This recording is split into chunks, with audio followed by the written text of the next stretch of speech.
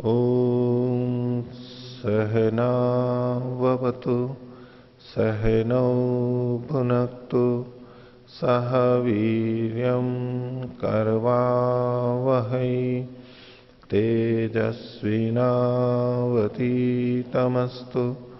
मा विद्विषावहै। ओम शांति शांति शांति। मीमांसा दर्शन की 250वीं कक्षा।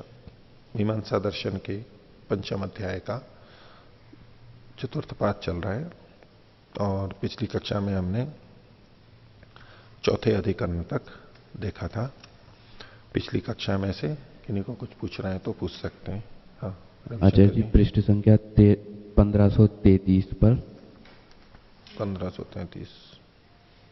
हाँ, ये जो अधिकरण चला है तो इसमें 27वें और 28वें सूक्त में सिद्धांती ने जो उत्तर दिए हैं उससे सिद्धांत पक्ष पुष्ट कैसे हो रहा है कि जो व्रत आदि हैं वो क्रतु के बाद होंगे? इससे कैसे सिद्ध हो रहा है जी? ये स्पष्ट नहीं हुआ। वो चीज पूरी हो जाए उसके बाद में, क्योंकि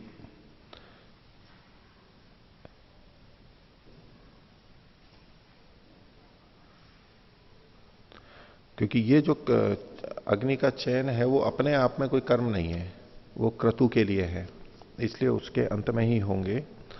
तो उसमें एक तो ये क्रतु प्रधान नहीं है, जो 27वें सूत्र में कहा था ना कि प्रतिषेधे पुरुषः श्रूयते न धावेत, ये जो वचन है यानी ये क्रतु से संबंधित नहीं है, पुरुष से संबंधित है और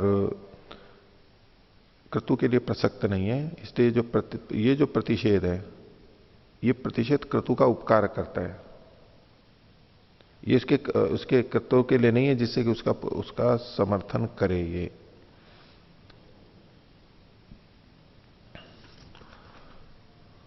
तो अग्निचित शब्द से ही ये ले रहे हैं, जिसने अग्नि को चुना है और अग्नि को चयन करके जब तक क्रतु नहीं होगा तब तक वो अग्नि चयन पूरा कहलाएगा ही नहीं, क्योंकि अग्नि का चयन यानी स्तंडिल का बनाना क्रतु के लिए है और वो क्रतु जब तक पूरा नहीं हो जाता है तब तक उसकी चरितार्थता नहीं होगी। बस ये हेतु है इनके। ये जो 27वें जो सूत्र है और इसका जो भाष्य है, इसका क्या प्रयोजन हुआ फिर? 27वें का? हाँ जी, जुड़ नहीं पा रहा है, मतलब चीजें जो है। यही तो जो मैंने अभी बोला वो 27 से का ही तो बात है। देखो, प्रयोग वचनों ही अत्र तान पदार्थान प्रापयति ये शाम कृत्वर्थत्वम। तो प्रयोग वचन जिनकी कृत्वर्थता है उन कार्यों को बताता है। न चैशाम कृत्वर्थम अस्ति पुरुषार्थ ही ये ते कथम पुरुष प्रतिषेधे पुरुष श्रूयते इत्यादि। न च कृत्वर्था एते प्रसक्ता ये न प्रतिषेध कृतोर उपकर्यात ननु पुरुषार्था अपि। तो उसके लिए ना हो कि बस इतना ही है और तो इतना अग्निचित व्रतानाम कृत्वंते अनुष्ठानाधिकरणम। और ये जो अग्निचित है, अग्निचित मत का मतलब वो पुरुष है। अग्निचित का मतलब जिसने उसका चयन किया, उस पुरुष के लिए यहां पर कथन किया गया। तो उस कार्य को जब वो पूरा कर लेता है, अग्निचित का मतलब केवल चयन नहीं है, यानी क्रतु को जिसने कर दिया है वो अग्निचित कहलाएगा। अग्निचित पुरुष की संज्ञा है और वो संज्ञा उसकी कब बनेगी?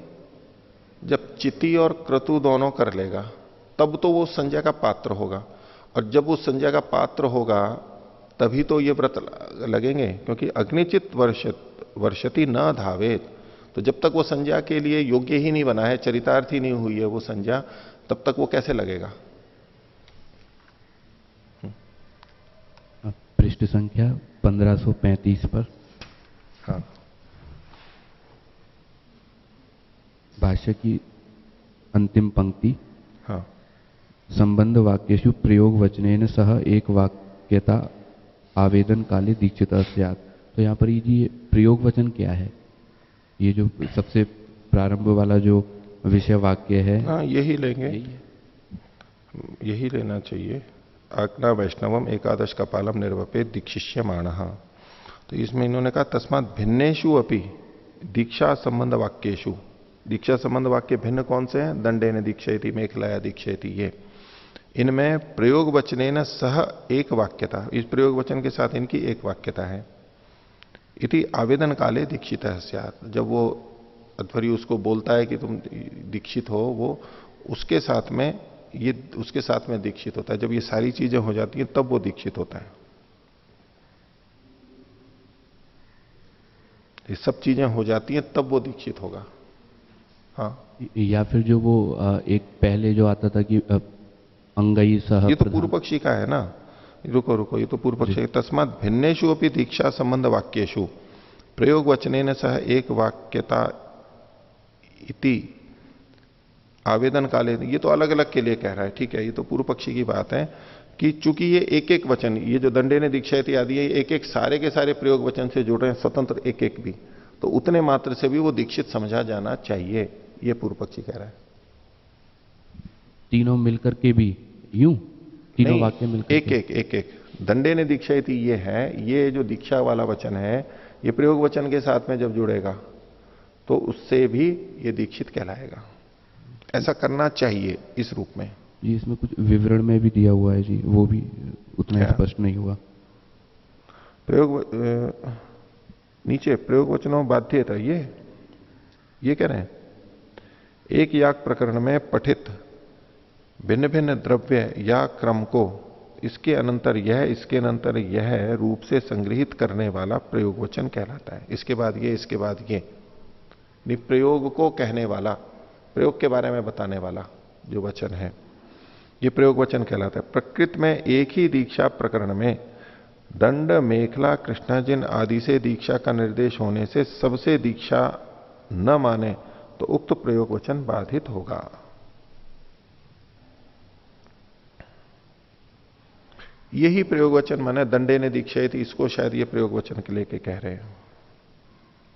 ये सब प्रयोग वचन ही है जी। या फिर जो वो तस्मात् भिन्नेषु अपि दीक्षा संबंध वाक्येषु प्रयोग वचनेन सह जी। एक जो ये कहा जाता है सहंगम प्रधानम वाला जो प्रयोग वचन है, उसके लिए तो नहीं कह रहे कि पूर्व पक्षी ऐसा कहना चाह रहा हो कि ये तो प्रधान वाक्य है दी दीक्षमाणः, और इसके साथ ये जो अंग हैं ये अगर नहीं हो तब तो प्रयोग वचन सार्थक नहीं होगा, ऐसा? वो तो इसके पक्ष में कैसे जाएगा? प्रधान के साथ में अंग करने पर होगा, ये तो नहीं। ये तो ये दंडे ने दीक्षा थी, बस ये इतना हो गया तो ये दीक्षा को करने वाला हुआ। इसके बाद ये, इसके बाद ये, इसमें इन्होंने प्रयोग वचन कई जगह आया है, इसको इन्होंने स्पष्ट नहीं किया है। ठीक है, चलो जो भी। पृष्ठ संख्या 1540। स्वामी जी। आचार्यवर्य, यथा दीक्षितो अयम यजमान अध्वरी वदति कदा तद वदति? दीक्षितो अयम यजमान अस्मिन् मम पार्श्वे लिखितमस्ति चतुर्थ। इन्होंने एक जगह बताया तो था। जी, ये 34 पर है विशेष में। विशेष हाँ, सूत्र का भाव है कि इष्टि तथा दंड आदि से दीक्षित करने के पश्चात अध्वरी उच्च स्वर से सबको बताता है कि यह यजमान दीक्षित हुआ। इससे ज्ञात होता है कि सभी साधनों से दीक्षित होता है। यदि दीक्षिणेष्टि मात्र से दीक्षित हो जाता तो दंडे ने दीक्षा इत्यादि की क्या आवश्यकता थी? तथा दीक्षितो अयम यजमान, या आवेदन भी इष्टि के अनंतर ही होना चाहिए, परंतु विधान है सबके अंत में। इष्टि के दीक्षित, ये इष्टि के अनंतर में होना चाहिए, लेकिन सबके अंत में विधान है, इसलिए सबके लिए होगा। फिर ये तो पूर्व पक्षी का सूत्र है। इष्टि के अनंतर और सबके अंत में वो भेद नहीं। ये जो छोटी छोटी चीजें ना, दंडे ने दीक्षायति, मेखलाया दीक्षायति,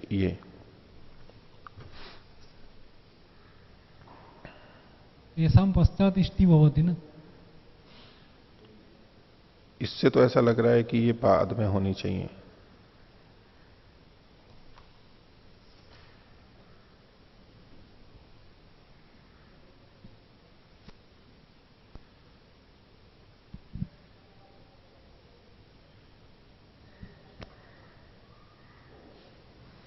दूसरा है कि ये नीचे जो लग रहा है उससे कि ये सब पहले होते हैं फिर इष्टि होती है।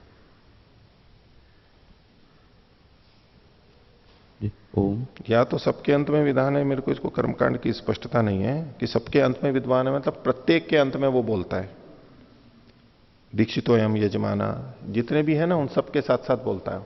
जी हाँ। यहाँ तो जी ऐसा है, ऐसा मुझे हुआ कि दीक्षितोयम यजमाना ये जो आवेदन है ये सबके बाद में ये बोला जाता है कि तभी ये वाक्य संगत होगा कि तथा दीक्षितो अयम यजमाना, यह आवेदन भी इष्टि के अनंतर ही होना चाहिए। पूर्व पक्षी उसको दोष दे रहा है सिद्धांति को कि जो आप कह रहे हो कि इष्टि के अनंतर ही वो दीक्षित हो जाता है, अगर ऐसा है तो ये वाक्य उसके अनंतर पढ़ा जाना चाहिए, लेकिन इसका विधान तो वो जो मेखला या दीक्षित आदि जो सारे वाक्य हैं उनके बाद में पड़ा हुआ है विधान। न च अस्य इष्ट्यन्ते दीक्षित शब्दम पश्यामा, ये भी तो है ना, देखो इसको फिर देखो। सर्वई रीति कुतः दीक्षा भी संबंधा, दीक्षा संबंधो भवति दंडेन दीक्षयति दीक्षाम अस्य करोति इत्यर्थः। यदि इष्ट्यन्ते दीक्षितः स्यात् कथम अस्य दंडेन दीक्षाम कुर्यात्, तेन इष्ट्यान दीक्षिता न च अस्य इष्ट्यन्ते दीक्षित शब्दम पश्यामा, आवेदन है तो अस्य दीक्षित शब्द, अभी आवेदन में है, इष्टि के अंत में नहीं है, आवेदन के अंत में है।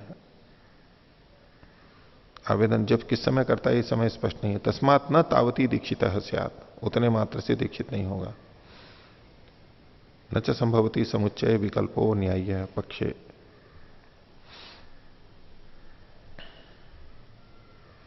केवल इष्टि मात्र से दीक्षित नहीं होता है।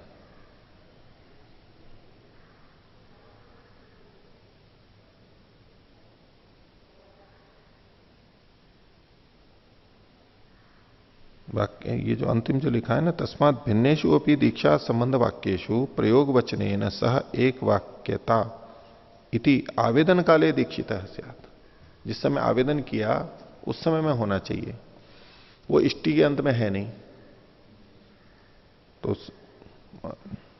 जी इसी का उत्तर पूर्व पक्षी ने ये जो बात रखी है, इसी का उत्तर 36वें पृष्ठ पर भाष्य की दूसरे अनुच्छेद की नीचे से जो तीसरी पंक्ति है के अंत से पहले पूर्व पक्ष उठाया है, फिर बाद में उसका। हाँ, यच्च आवेदन काले दीक्षित शब्द इति, ये जो कहा तो बोले इष्ट्यन्ते भी दीक्षितस्य असौ अविरुद्धः, मतलब इष्टि के अंत में वाक्य तो नहीं है लेकिन उसके विरुद्ध भी नहीं है, ये उसके अनुकूल है।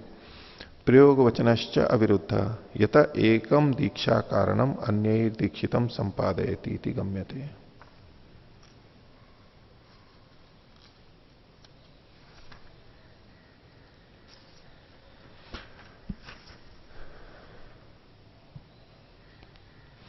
देखो ये तो इष्टि के अंत में ही कह रहे हैं, क्योंकि ये जो चीजें हैं ना ये पहले होकर के फिर इष्टि होगी।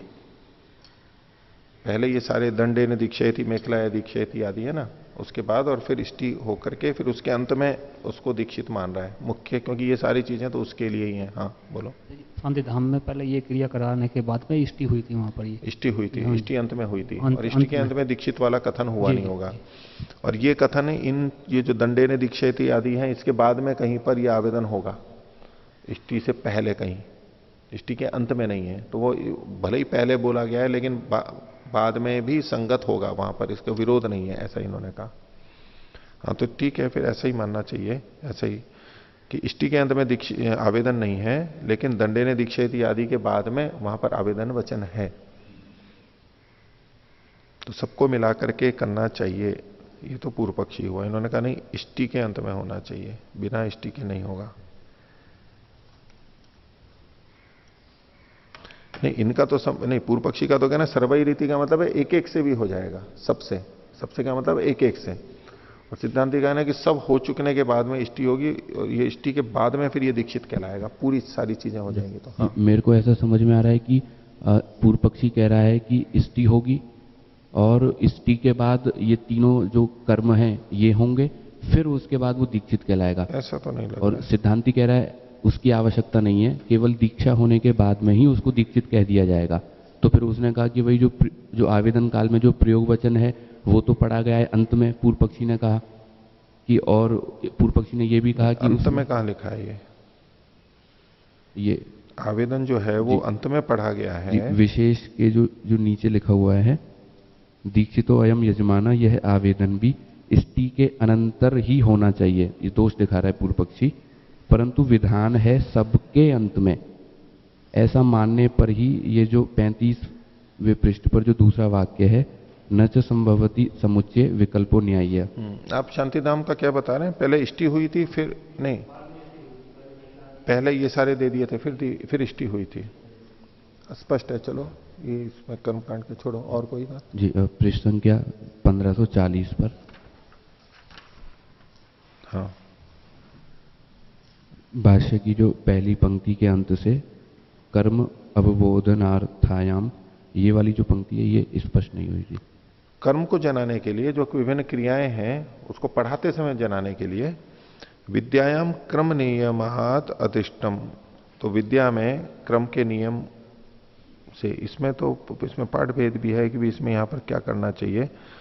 क्रम नियमाद अधिष्टम, या तो क्रम नियम अधिष्टम, उसमें क्रम का, विद्या में क्रम का नियम है, कर्म को समझाने के लिए वहां पर यह है नियमादिष्टम। इसकी भी अस्पष्टता है वैसे तो इसमें गंगा प्रसाद जी ने तो ऐसे लिखा है कि विद्या अध्ययन से भी अदृष्ट होगा, विद्या के अध्ययन से अदृष्ट होगा। उन्होंने इस तरह, क्योंकि विद्यायाम क्रम नियमाद अदृष्टम, क्रम नियम अदृष्टम, क्रम नियमादृष्टम, ये जो लिखा है ना, इसके आधार पर उन्होंने तो ये अर्थ कर दिया है। लेकिन उसमें ये प्रश्न आएगा कि क्रम के अवबोध के लिए, विद्या में क्रम का अवबोध कराना, इसलिए ये कर्मों का क्रम रखा गया है, पाठक्रम जो रखा गया है, तो वही दृष्टार्थता देख सकते हैं हम। पढ़ा ठीक तरह से पढ़ सके वो, और एक एक करके सीखने में आसानी रहे, उस दृष्टि से ये क्रम बनाया गया है, कामना के अनुसार नहीं। सिखाने की दृष्टि से पहले किसको सिखाया जाए, फिर किसको सिखाया जाए, ये क्रम बनाया जाए। अगर हम ये अर्थ ले रहे हैं तो उसमें अदृष्टार्थता कैसे हुई? फिर इसी को हम दृष्टार्थता कह सकते हैं ना, कि क्रम का प्रयोजन कर्म करने में नहीं है, वो पाठक्रम नहीं बनेगा, सिखाने में उसका क्रम संगत हो रहा है, ऐसा कथन आएगा ना। तो लेकिन उसके साथ उसको अधिष्ठार्थता कैसे कहेंगे? पर उन्होंने इस तरह से जोड़ करके लिखा है। इन्होंने हिंदी में, युधिष्ठिर जी ने जो लिखा है वो देखिए, कर्म के अवबोधनार्थ विद्या में क्रम नियम से अदृष्ट उसी क्रम के आश्रय ही होगा, यानी विद्या के आश्रय, क्रम नियम से अदृष्ट उसी क्रम के आश्रय से ही होगा।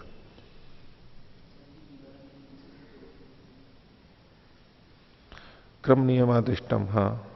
भाष्यकार आदि मीमांसक और याज्ञिक लोग ऐसे स्थानों पर बलात् नियमादृष्ट की कल्पना करते हैं जो व्यर्थ कल्पना मात्र है। पर ये अदृष्ट मान रहे हैं यहां पर, ये भाई बलात् ही तो हो गया ना, इसमें हमें तो दिखाई दे रहा है भाई विद्या का ठीक तरह से आना, कर्मों का ठीक तरह ज्ञान होना, ये हमें दृष्टार्थता दिखाई दे रही है, पर वो यहां पर इसको अदृष्ट से जोड़ते हैं। और इसके कारण से तदाश्रयम एव भविष्यति, ये विद्या के आश्रय से ही होगा।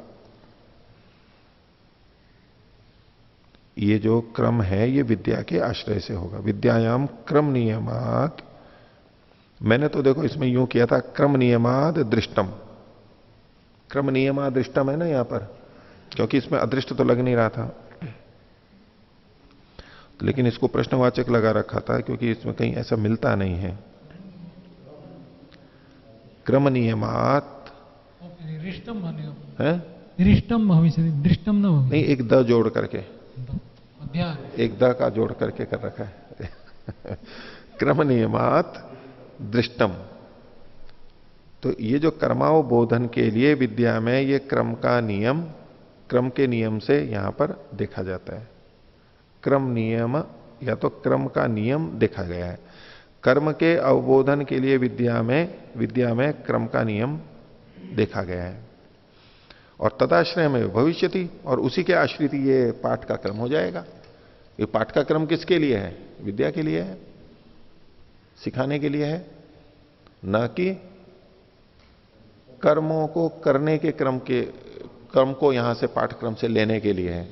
इस तरह से इसमें सार्थक कर दिया, क्योंकि उसने पूछा था कि अगर ये आप पाठक्रम नहीं लेते हो इनका काम्यष्टियों का, तो ये पाठ ये क्यों रखा गया है? तो उत्तर दे दिया, क्योंकि विद्या सीखने की दृष्टि से ये लेकर रखा गया है, तो उसमें अदृष्टार्थता नहीं, या तो इसको दृष्टार्थता मानेंगे, अथवा जो ये पाठ हमारे को मिल रहा है, तो जो इसकी व्याख्या करने वाले जिन्होंने इसको जोड़ा होगा उन्होंने देखा होगा कि भाई इससे तो कोई लाभ नहीं हुआ, तो यहां अदृष्ट कर दो, तो ऐसे कुछ परिवर्तन होगा और ये बाकी स्पष्ट हो गई।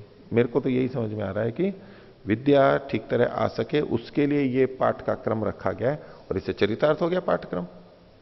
अनुष्ठान के लिए कोई बात नहीं है उस क्रम से करने की। हाँ, पृष्ठ संख्या 1543 पर।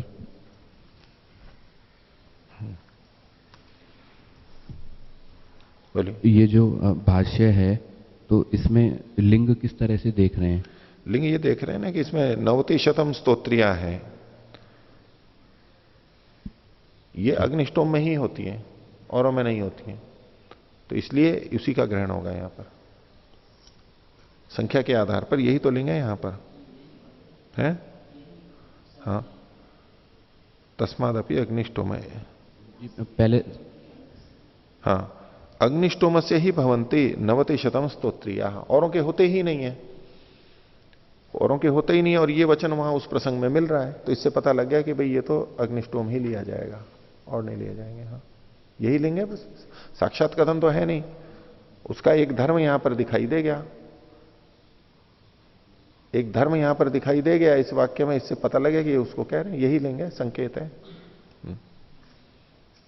तो इसी तरह से वो जो विषय वाक्य है उसमें जो एतेन है वो भी ज्योतिष्टोम से जुड़ेगा, क्योंकि वहीं पे संगत है, यूं अग्निष्टोम से जुड़ेगा। हाँ, अग्निष्टोम वो ज्योतिष्टोम वो तो पिछले अधिकरण में अलग आ ही गया था। ज्योतिष्टोम का मतलब वहां पर नहीं कि इसी में ही तो है जी वो एतेन। हाँ, एतेन, हाँ एतेन वाला जो है ना, ठीक है, हाँ एतेन इसी में है। हाँ, तो वहां पर वो ज्योतिष्टोम मतलब अग्निष्टोम ही लिया जा रहा है, अग्निष्टोम का प्रकरण है, अग्निष्टोम से प्राथम्य अधिकरणम, ठीक है। मतलब जी मुझे जी ये स्पष्टता इसमें नहीं हो रही है कि ये जो लिंगाच, ये जो यहाँ पर दृष्टांत दिया है, उदाहरण दिया है, इसको उस वाक्य के साथ कैसे घटा करके सिद्ध करना चाह रहे? वहीं पर ये वचन मिल गया साथ में कि इसमें इतने होती हैं।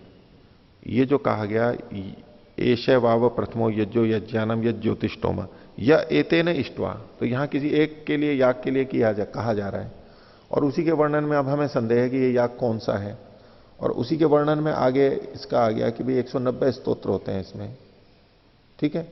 तो पर इससे पता लग गया कि यहां जो ये जिसको कह रहे हैं वो अग्निष्टोम है। उसी प्रकरण में ना तत्र श्रूयते करके इन्होंने लिखा है ना, तो इसी अधिकरण में इसके आसपास ही ये वचन भी मिल रहा है, इस विषय में ये भी वचन मिल रहा है जी। अब 44 पर। हाँ,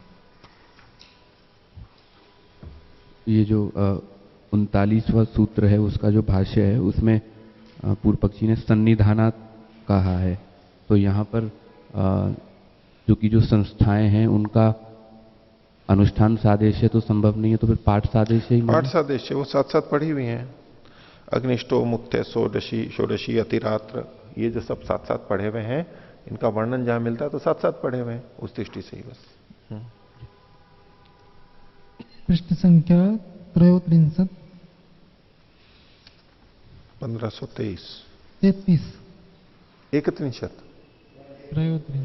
एक जन है, बोलो कितनी पृष्ठ? 33 तो 133 हो गया, 1533। अंतिमा पंक्ति। हाँ, तस्मात् सिद्धे यागे अग्निचित। हाँ, तस्मात् सिद्धे यागे अग्निचित। हाँ, याग के हो जाने पर वो अग्निचित कहलाएगा। हाँ, तेन क्रत्वन्ते इति। हाँ, तो ये तो क्रतुकांत हो गया ना, जब याग के सिद्ध हो जाने का मतलब क्रतुकांत हो गया। पुनः व्रतस्य का आवश्यकता है, ह्योपि मया पृष्टम। नहीं, और भी तो चीजें करेगा ना वो। क्रतो अंत भवति पुनः किम करिष्यति। नहीं, ये तो अग्नि चिति जो है ना उसके लिए कृत्वंत मतलब तो यहाँ वो नहीं है कि उसके आगे और भी कुछ उसको करना है, वहां पर ये व्रत पालन करेगा। हिंदी भाषा में भी लिखितमस्ति। हाँ, इसलिए उस उक्त व्रत क्रतु के अंत में प्राप्त होते हैं। नहीं, ये जो क्रतु है ना वो वैसा क्रतु नहीं है जो इसको मुख्य क्रतु है उसके, मुख्य याग। हाँ, मुख्य याग नहीं होना चाहिए ये, नहीं तो वो तो प्रश्न रहेगा ही। हाँ, रविशंकर जी। जी, पृष्ठ 1532 पर 27वें सूत्र का जो हिंदी में जो सूत्रार्थ दिया है, कृत्वंते अग्नि संजक क्रतु के अंत में ही। तो जी ये मुख्य क्रतु नहीं है, अग्नि संजय कोई प्रारंभिक क्रतु ही मानना चाहिए। प्रारंभिक ही है ये, बाद में जो होगा, बाद में जो करेगा उस समय तो ये करना ही है, कई दिनों तक चलेगा।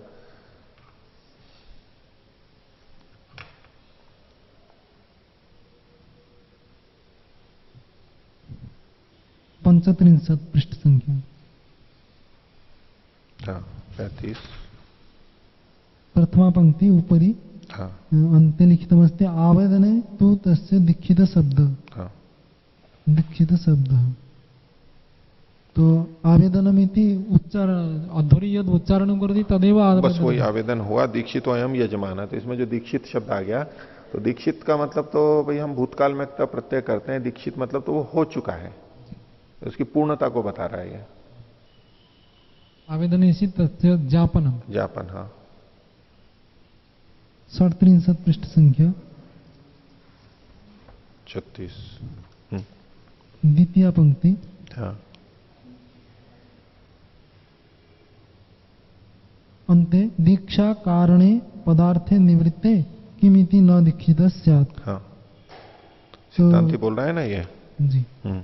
तत् पूर्वपक्षी अपि स्वीकरोति यदा दीक्षित इति उच्चारणं भवति तदा दीक्षा कार्य पूर्ण नहीं, ये दीक्षा के कारण का कारण जो कर्म है उसके हो जाने पर वो दीक्षित क्यों नहीं हो जाएगा?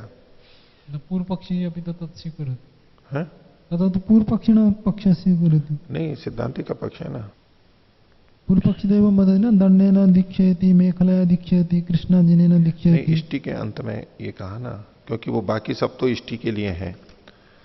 तो दीक्षिष्यमाणस्य यानी अदीक्षितस्य सा भवति, जो इष्टि होती है वो दीक्षिष्यमाण की है, तो अभी तक तो वो दीक्षित हुआ नहीं है, दीक्षिष्यमाण है।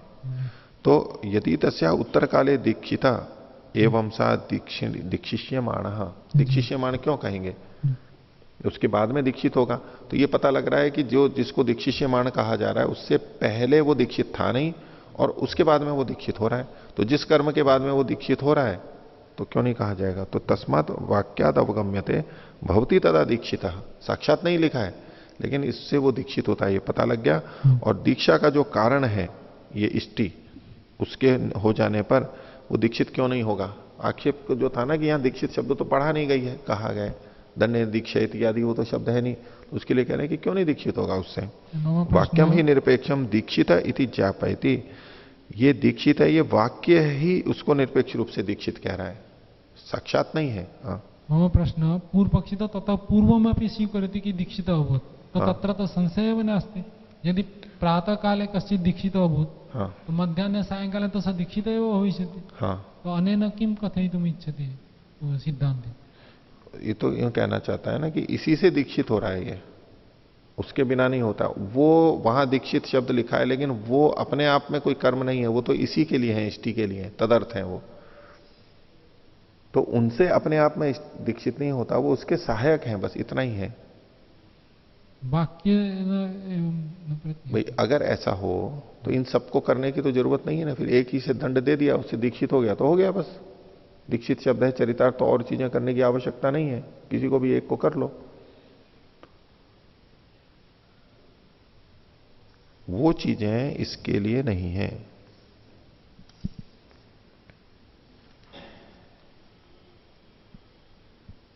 इसके लिए इनका हेतु यही है ना, इष्टंते व तदर्था ही अविशेषार्थ संबंधा, तदर्था ही सा दीक्षार्था, ये सब दीक्षा के लिए है। और दीक्षिष्यमान ये जो शब्द मिल रहा है ना, इसी से पता लग रहा है। प्रश्न आसीत् न दीक्षित स्यात्, न दीक्षित तो पूर्वपक्षी वदति एव न, पूर्वपक्षी तो वदति ततः पूर्वमपि दीक्षितो भवति।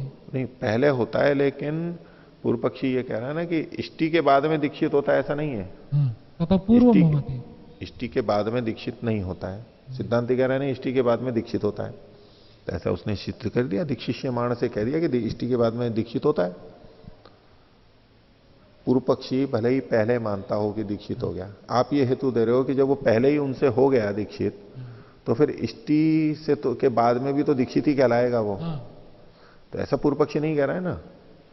पूर्व पक्षी कह रहा है सबसे उनसे हो जाता है, इष्टि से दीक्षित नहीं होता है वो, क्योंकि वहां दीक्षित शब्द नहीं लिखा हुआ है।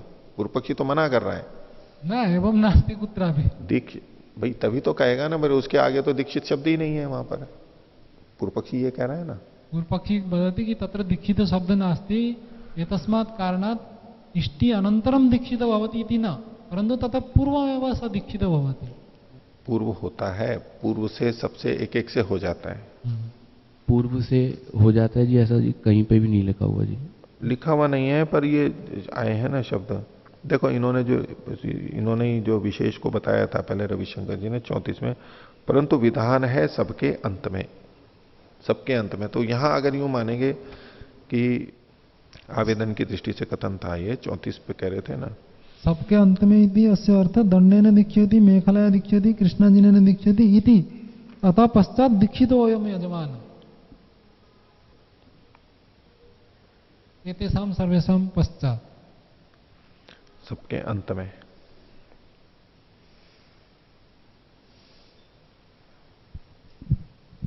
जी अगर ऐसा मानेंगे तो पूर्व पक्षी ये कहना, यदि दीक्षिणी एष्टि मात्र से दीक्षित हो जाता तो दंडे ने दीक्षित आदि की क्या आवश्यकता थी। तो सिद्धांति भी ये नहीं कह रहा है कि मात्र उसी से हो जाता है, उसके होने पर होता है। मात्र दीक्षिणी एष्टि से होता है ऐसा थोड़ा कह रहा है सिद्धांति। नहीं, एक पहले इसकी बात देखिए कि उसके बाद में होता है, दीक्षिणी एष्टि के बाद में वो दीक्षित कहलाता है। ठीक है, यानी बिना दीक्षिणी एष्टि के वो दीक्षित नहीं होता, ये तात्पर्य है। पूर्व पक्षी का कहना है कि किसी से भी दीक्षित हो जाता है, इससे भी दीक्षित हो जाता है, उससे भी दीक्षित हो जाता है, उससे भी दीक्षित हो जाता है।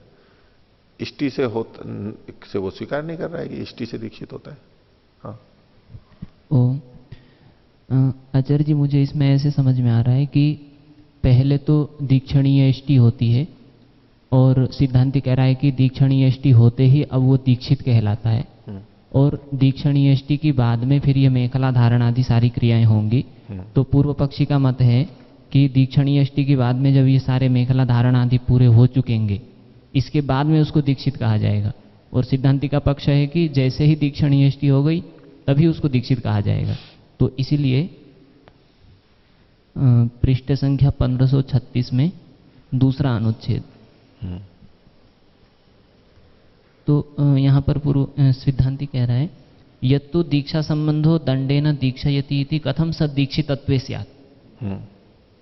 हाँ, मतलब पूर्व पक्षी का उद्धृत कर रहा है सिद्धांति, स्यात् इति। तो इसको उद्धृत करके इसका उत्तर अब दे रहा है कि दंडेन एनम दीक्षितम संपादयति, अर्थात ये तो पहले दीक्षित हो चुका है, अब इस दीक्षित को दंड के द्वारा संपन्न कर रहा है, ये अर्थ लेना चाहिए। इसमें दीक्षितम संपादयति, तो दीक्षितम में आप प्रथमा विभक्ति देख रहे हैं? नहीं, द्वितीय विभक्ति है। दंडेन एनम दीक्षितम, हाँ, ये जो दीक्षित व्यक्ति है अब इसको दंड के द्वारा संपन्न कर रहा है। नहीं, उसको दीक्षित कर रहा है। दीक्षितम संपादयति मतलब दीक्षित कर रहा है, या जो पहले से दीक्षित हो चुका है उसको संपन्न कर रहा है? संपन्न, क्योंकि यहाँ पर एनम जो है ये क्या बोलते हैं अनुवादेश में है, पहले से सिद्ध है, अब उसको कुछ कहा जा रहा है यहाँ पर। दंडेन एनम दीक्षितम संपादयति, ठीक है, ऐसा कर सकते हैं। इन्होंने हिंदी में क्या लिखा है?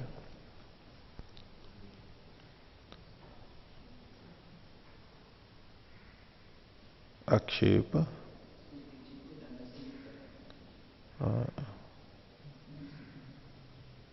दंड से इस प्रकार दीक्षित को संपादित करता है। ठीक है, ऐसा कर सकते हैं, दीक्षित हो चुका है।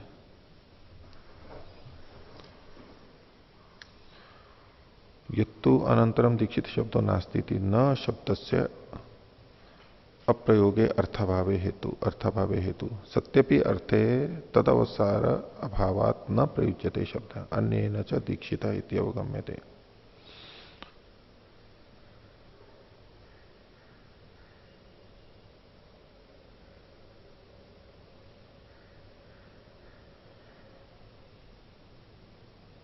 यथा एकम दीक्षा कारणम अन्य दीक्षितम संपादयति। ठीक है, ऐसा कर लीजिए, ऐसा कीजिए फिर। तो इसमें ऐसा मान के कि यहां जिस तरह से ये क्रम में लिखे हुए हैं ना, ज्योतिष्टों में श्रूयते, ये पहले ही है। तो पहले इष्टि, फिर दंडादि। अब इसमें जो है ना, इन्होंने बताया कि भाई पहले दंडादि देते हैं और फिर बाद में इष्टि करते हैं। अब इसमें प्रयोग में कैसा है, कैसा होता है?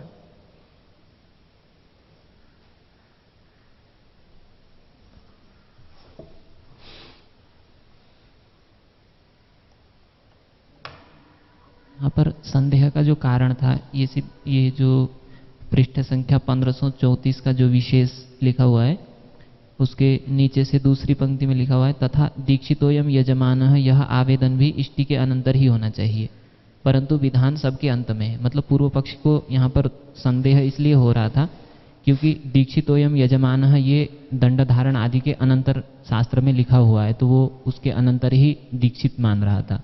लेकिन सिद्धांति ने कहा कि भले ही अंत में लिखा हो लेकिन इष्टि के तुरंत बाद ही वो दीक्षित कहलाएगा, ये कहना चाहिए। ठीक है, ये ठीक है, ठीक है, इससे संगति हो जाएगी। इसको चाहे तो एक बार और पढ़ लेते हैं, नहीं तो ठीक है, ऐसा कर लीजिए।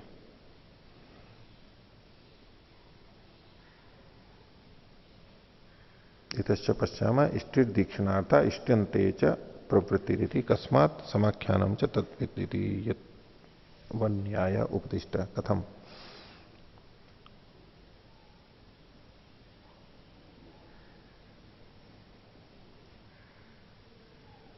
ठीक है, यही कर कीजिए। तस्माच्च पश्यामा, अंत में देखिए, इष्टि दीक्षणार्था इष्टन्ते च प्रवृत्ति रीति, और इष्टि के अंत में उसको दीक्षित कहने की प्रवृत्ति, शब्द की प्रवृत्ति हो जाएगी।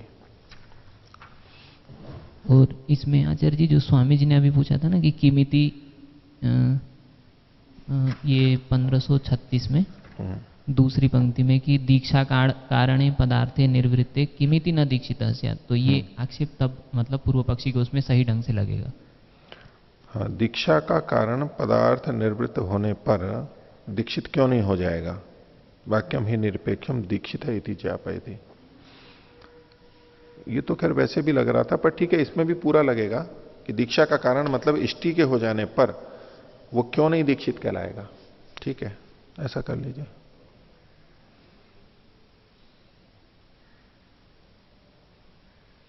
हाँ, और कुछ? हाँ,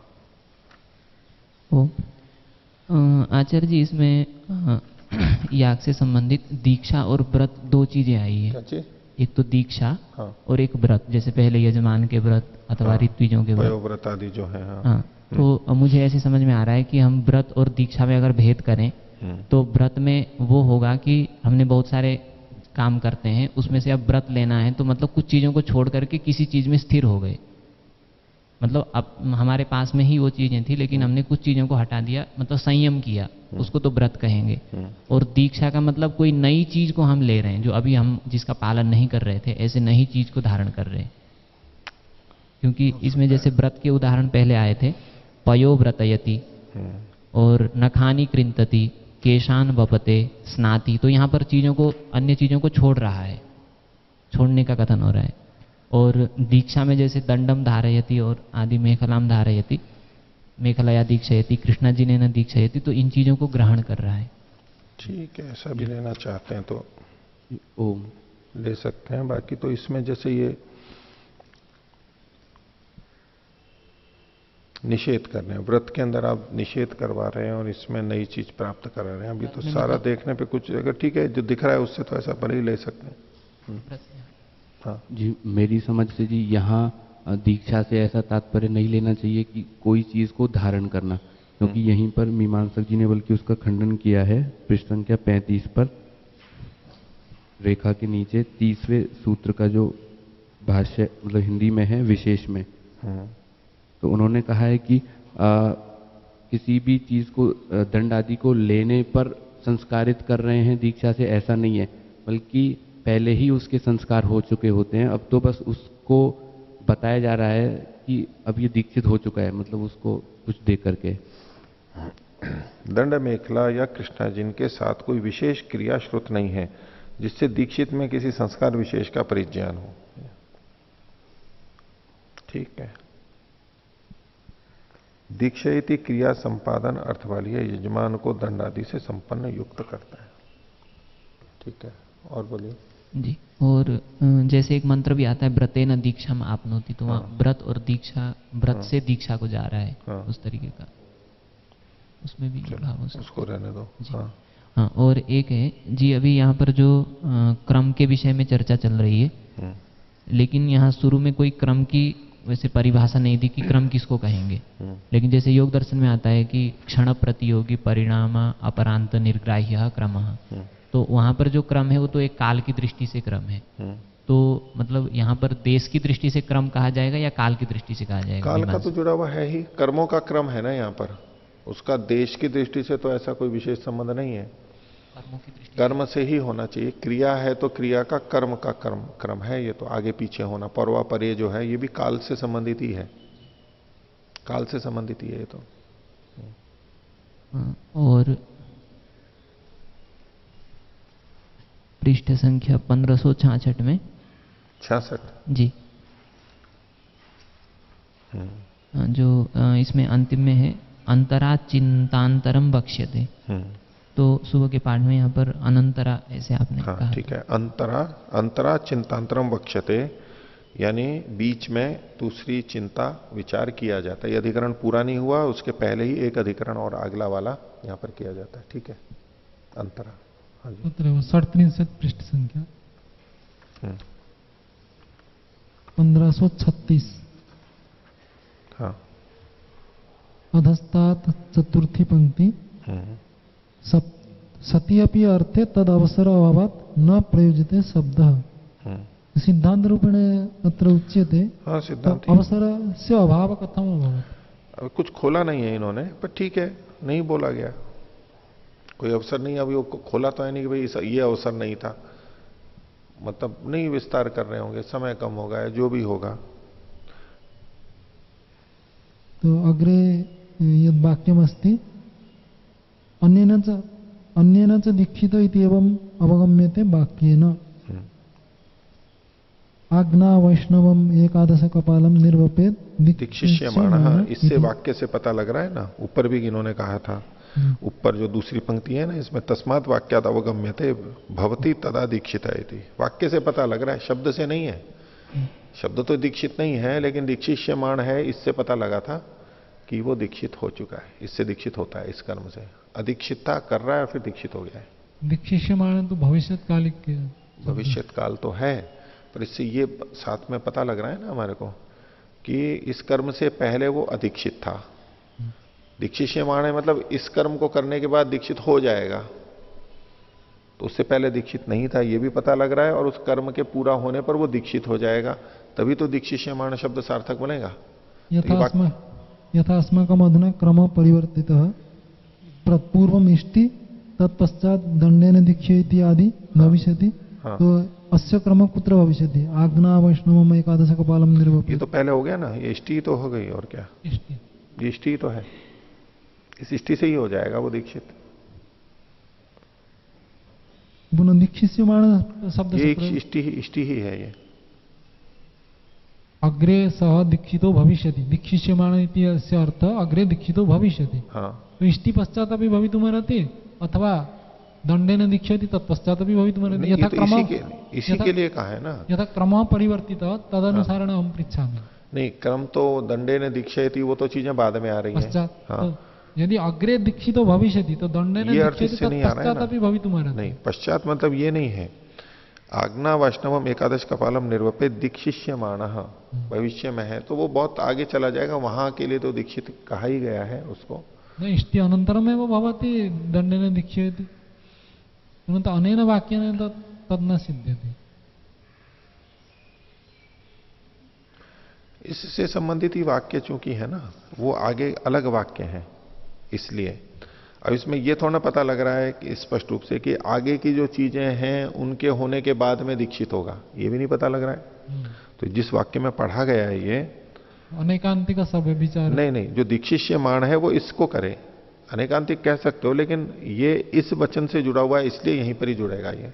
इनका तात्पर्य तो यही है, क्योंकि इस वाक्य से ये दीक्षिष्यमाण इससे लिखा हुआ है, आज्ञा वैष्णवम एकादश कपालम निर्वपेत, तो इससे वो दीक्षित हो रहा है, इसी से दीक्षित हो रहा है कथम भविष्य दीक्षित। और ये वचन से वाक्य से पता लग रहा है, वो तो आप दूसरे वाक्य से संबंध जोड़ करके कह रहे हो, ये तो इसी वाक्य से पता लग रहा है ना, आप दूसरे वाक्य पे जाकर के संबंध जोड़ रहे हो तब ऐसा कह रहे हो। दीक्षिष्यमाणम अत्र वर्तते न तो अनेनैव दीक्षित भविष्यति इति, तो कुत्रापि न। साक्षात तो शब्द नहीं है, अगर शब्द होता तो ये सारी चर्चा का मतलब ही नहीं था, स्पष्ट हो जाता। लेकिन इस वाक्य से ये पता लगता है कि ये इसी कर्म से जुड़ेगा, आगे वालों से नहीं जुड़ेगा। ये दीक्षिष्यमाण ये है, इससे दीक्षित होगा। अनेकांतिक ठीक है, हो सकता है, पर ये तो क्योंकि वहां दूसरे वाक्यों का सहारा लेकर के अर्थ कर रहे हैं ना। आप आगे दंडे ने दीक्षेति आदि वाक्यों का सहारा लेते हुए, उनको करते हुए आप इस वाक्य का अर्थ कर रहे हैं, तो और गौरव होगा आगे जाकर के। केवल इसी वाक्य को लेकर के करें, इनका तो यही तात्पर्य है। 38 पृष्ठ संख्या। हाँ, ये जो वाक्य है, आगना वैष्णवम एकादश कपालम निर्वपेत दीक्षिष्यमाण, तो यहाँ पर विवरण में 1536 में यहाँ पर लिखा हुआ है कि यहाँ पर लिट शेषेच, इस सूत्र से यहाँ पर मतलब लिट लकार हुआ है। हाँ, तो वो जो होता है वो क्रियार्थ क्रिया उपपद होने पर होता है, अर्थात किसी क्रिया के लिए अगर कोई क्रिया कर रहे हैं, इन्होंने लिखा है यहाँ क्रियार्थ क्रिया उपपद होने पर भविष्यत काल में लिट शेषेच से लिट प्रत्यय होता है जी।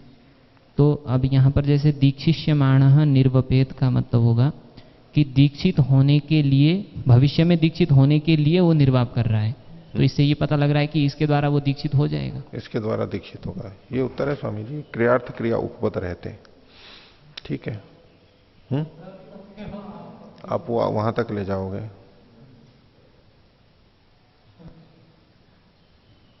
देखो इन्होंने, देखो आगे और क्या लिखते हैं, यानी उक्त श्रुति वाक्य में निर्वपेत क्रिया दीक्षा क्रिया के लिए है। ठीक है, दीक्षा क्रिया के लिए तत्र तो दोष नास्ति, परंतु दीक्षा तेनैव भविष्यति तत्पश्चात् न भविष्यति इति तब अभिप्राय अत्र न वर्तते। इसको पढ़ लेते हैं ना पहले। उक्त श्रुति वाक्य में निर्वपेत क्रिया दीक्षा क्रिया के लिए है, अतएव क्रियार्थ क्रिया निर्वपेत के उपपद होने पर, क्रियार्थ क्रिया जो है वो है निर्वपेत, इसके उपपद होने पर दीक्षित दीक्ष धातु से लिट प्रत्यय होता है।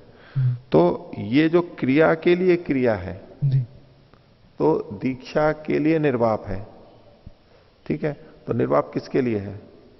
दीक्षा के लिए है, यानी निर्वाप से वो दीक्षित होता है। हो गया दीक्षित। क्रिया के लिए बस वो उसकी पूर्णता तो माननी पड़ेगी ना वहां पर।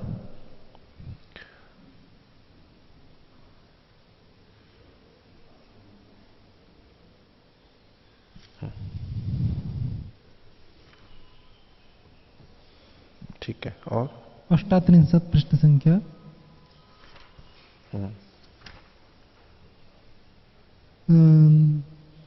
अधस्ता द्वितीया पंक्ति असंबंधात, सूत्रे भी शब्द अस्ति असंबंधात। तो यत्र असंबंध अस्ति तत्र क्रमो नास्ति या सर्वत्र एव असंबंध इति वदति, को अभिप्राय सिद्धांतिना? नहीं, पाठ जो हम क्रम लेते हैं उसमें आपस में संबंध होना चाहिए, एक ही प्रकरण के हों, उद्देश्य प्रयोजन एक हो, तब वहां चीजें कही जाती हैं। अगर संबंध होने से वैसे तो फिर संबंध हम व्यवहार में देखते हैं, अर्थक्रम आ जाता है वहां पर, लेकिन वो भी नहीं है, व्यवहार वाला दिखाई नहीं देता है, तो भी ये करता है, ये करता है, भाई ये करते हैं, मान लो इतनी चीजें करते हैं, उसके लिए एक सामूहिक शब्द भी है और उसमें फिर कई चीजें गिना रखी हैं, तो पता लग जाता है ये एक दूसरे से संबंध है, इन सबकी संज्ञा एक है, एक किसी कर्म विशेष से जुड़े हुए हैं। लेकिन इन काम्येष्टियों में तो प्रधान कर्म भी अलग अलग हैं, कामनाएं अलग अलग हैं, प्रधान कर्म भी अलग अलग हैं, इसलिए आपस में एक दूसरे से संबद्ध नहीं है। यत्र संबंध नास्ति तत्र तो सम्यक् अस्ति, परंतु यत्र कामना परस्पर संबंधा भवन्ति, यथा पूर्वम गृह निर्माणम करो तो पश्चात तस्य। नहीं, ये तो आप अपने यहाँ कर्मकांड में बताओ ऐसे दो कर्म जिनका आपस में संबंध हो, तो बात करेंगे। अत्र नास्ति, अन्यत्र। हाँ, अन्यत्र वो कौन सा आप उदाहरण दोगे तो बात करेंगे, ऐसा है ही नहीं। और हम उसी के आधार पे करें, आप लोक का उदाहरण दे रहे हो कि लोक में ऐसा होता है कि एक कामना का दूसरी कामना से संबंध होता है, उसमें कोई दो राय नहीं है, ऐसा होता है, हमें ये कामना और उसके साथ जुड़ी हुई ये कामना। लेकिन क्या यहां पर ऐसा है? यहां पर नहीं है, तभी तो ये कहा जा रहा है। तो सिद्धांत रूपेण अस्ति ना, अस्य तो प्रयोगम वयम व्यवहार करिष्यामः। नहीं, व्यवहार में तो करेंगे, लेकिन वहां भी बहुत सारी कामनाएं हों अगर, तो उसमें आपस में क्रम नहीं लगा लेना है। जिसकी ये कामना हो वो ये करे, जिसकी ये कामना हो ये करे, हम व्यवहार में भी बोल रहे हैं। अब बोलने वाले ने एक क्रम से बोला है, एक साथ तो बोल नहीं सकता है, वो आगे पीछे बोला है। तो उसके आगे पीछे बोलने को क्या हम क्रम भी माने कि ये पाठ क्रम कह रहा है कि पहले ये कामना करें फिर ये करें फिर तो व्यवहार में भी ऐसा नहीं है। अगर उनमें आपस में संबंध है तो हम कहेंगे नहीं पहले ये करें फिर ये करें फिर ये करें फिर ये करें। लेकिन वो अगर संबंध नहीं है तो भाई ये केवल गिना रहा है, ये इच्छा हो तो ये कर लो, ये इच्छा हो तो ये कर लो, ये इच्छा हो तो ये कर लो, बस उतना ही है। आपको मीठा खाने की इच्छा हो तो ये मिठाई खा लो, ये खा लो, ये खा लो, ये खा लो, दुकान पे है। नमकीन खाने की इच्छा हो तो ये नमकीन ले लो, ये नमकीन ले लो, ये नमकीन ले लो, ये नमकीन ले लो। अब ये कथन कर दिया। अब उसमें जो वो उसने नाम गिनाए हैं, भाई मीठा खाने की इच्छा है, मीठा खाने की इच्छा में आप चाहे ये ले लो, चाहे ये ले लो, चाहे ये ले लो, उसमें कोई क्रम थोड़ा है उस तरह से। यथा पूर्वम भवता उक्तम कि अग्निविवर्धनाय पूर्वम कटु पदार्थम गृह्णात तत्पश्चात मिष्टम गृह्णात तत्र क्रमो भवति। अग्निविवर्धन कामना अस्ति, नहीं, उस क्रम का निषेध थोड़ा न किया जा रहा है, वो तो मैंने स्वीकार कर ही रहा हूं, मैंने किया कि बहुत सारी ऐसी इच्छाएं होती हैं जो हमारी एक दूसरे से संबद्ध होती हैं। जहां वैसा संबंध है वहां अगर कोई वक्ता बोल रहा है तब तो हमारे को संबंध होने के कारण से हमारे को वहां पाठक्रम आ जाएगा। सैव प्रश्न। लेकिन अगर कहीं संबंध नहीं बन रहा है, संबंध नास्ति तो न भविष्य सर्वत्र अस्ति किम इति में प्रश्न है। नहीं, सर्वत्र नहीं होता है। यहां जो वर्णन जिन ग्रंथों में काम्येष्टियों का वर्णन है वहां के संदर्भ में ये कह रहे हैं कि इनका आपस में संबंध नहीं है। हाँ, 141 पृष्ठ संख्या शरीर हत्या विषय यद लिखितम अस्ति आत्मानो जना विवरणे आत्मानो जना इस विषय अस्मिन् विषय लिखितम अस्ति तत्र प्रश्न शरीर हंतापि तत्र गृह्यते उत केवल आत्मा ज्ञान विरुद्ध आचरण नहीं, वो तो दोनों का लिखा है ना इन्होंने आगे लिखा है कि वहां तो मन वचन कर्म में विरुद्ध व्यवहार करने वाला व्यक्ति भी आत्महन है। अतः श्रुति इस प्रकार के आत्महन के लिए अंधनतम का निर्देश करके चरितार्थ हो जाती है, यानी शरीर वाला नहीं है। ऊपर इन्होंने शरीर का इस लेखते हुए कर्णन किया, लेकिन कहा उद्धृत याजुष मंत्र के में आत्महन का अर्थ केवल शरीर को नष्ट करना ही नहीं है, ये सब भी है। ये कहते आत्महनो जना, यानी जो उसको दूसरे ढंग से कहते हैं ना भाई आत्मा का हनन कर रहा है वो व्यक्ति, अंदर इच्छा कुछ है और बाहर कुछ और कर रहा है। दोनों मतलब कई तरह से अर्थ ले सकते हैं। एक तो है कि भाई जो अपनी इच्छा मात्र, अपने को मतलब अपनी इच्छा को छोड़ करके वो उस काम को कर रहा है कि भाई आत्महनन कर रहे हो आप, क्यों? जब चाहते नहीं हो फिर भी जबरदस्ती कर रहे हो, करना पड़ रहा है आपको उसको अपना आत्मा का हनन करके।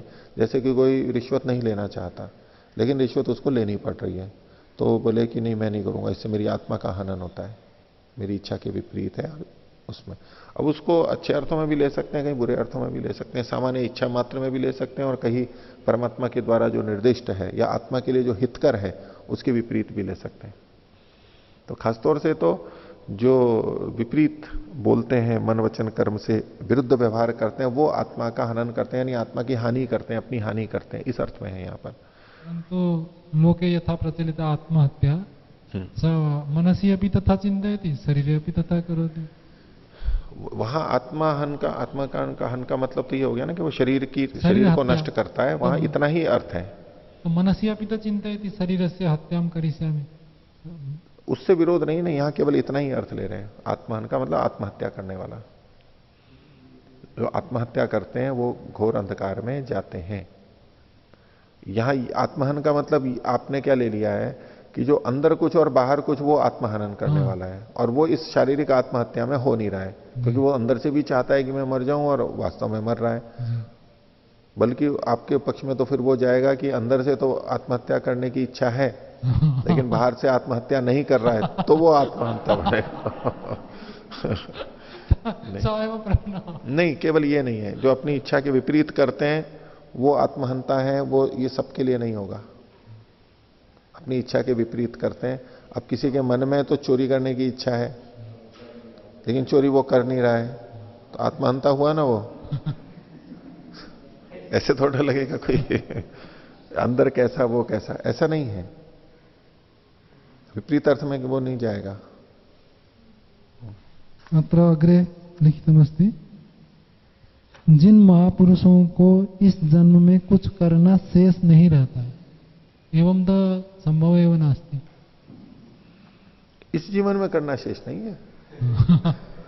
अगले जन्म में तो है ना, अगले जन्म में है। अभी शरीर, आगे की पंक्ति भी तो देखो, और वृद्धावस्था में अंग प्रत्यंग काम नहीं करते, उस अवस्था में महापुरुष अपनी परिचर्या के लिए किसी को बाधित न करके, उन्हें पीड़ित न करके, स्वयं शरीर त्याग की इच्छा करके जल समाधि, अग्नि समाधि, अनाहार द्वारा शरीर त्याग करते हैं।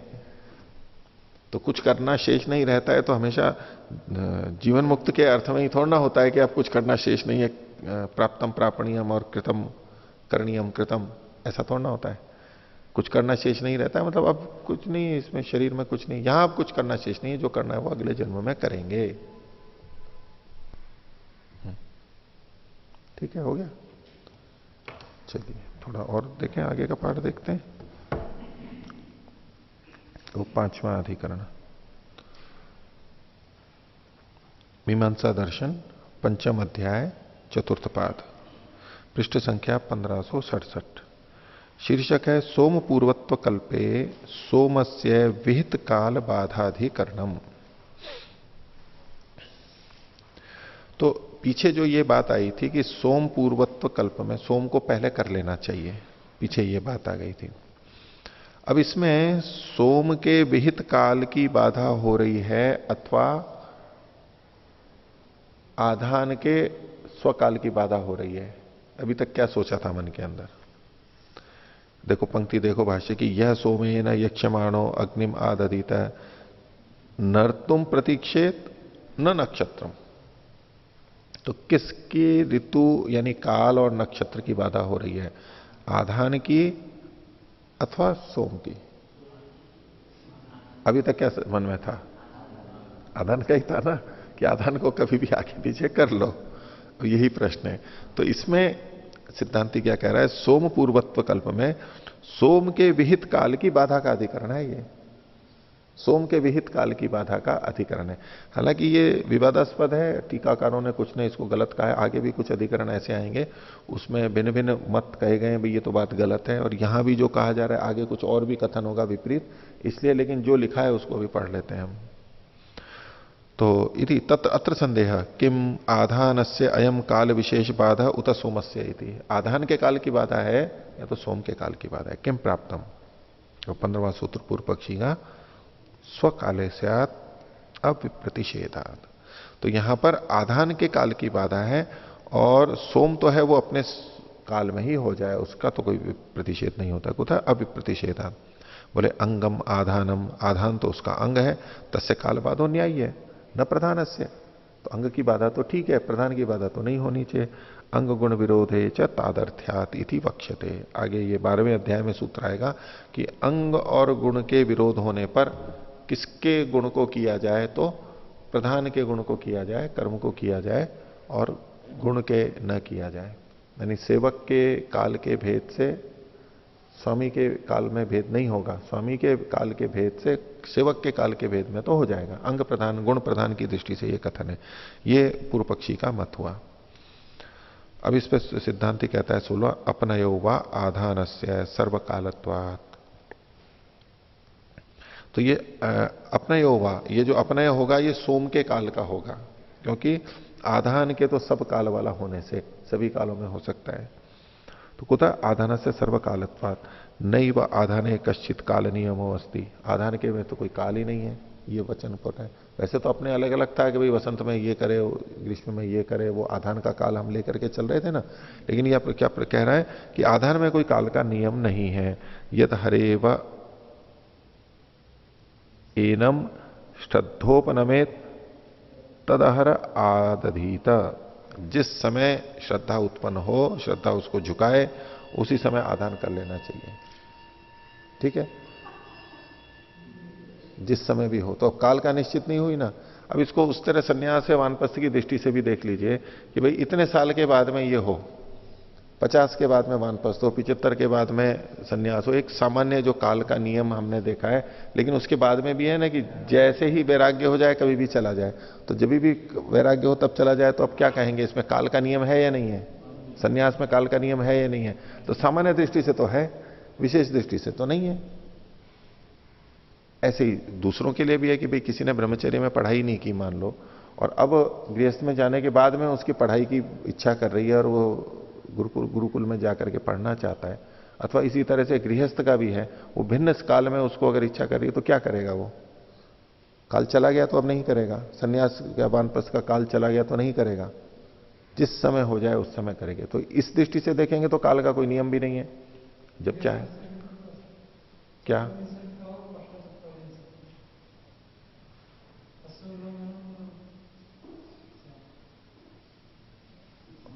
लेकिन मान लो कोई स्थिति ऐसी बनती है, वो पहले नियम तो है, ठीक है, वो तो एक आदर्श विधि, आदर्श की चीज हो गई, लेकिन अगर वो नहीं होता है तो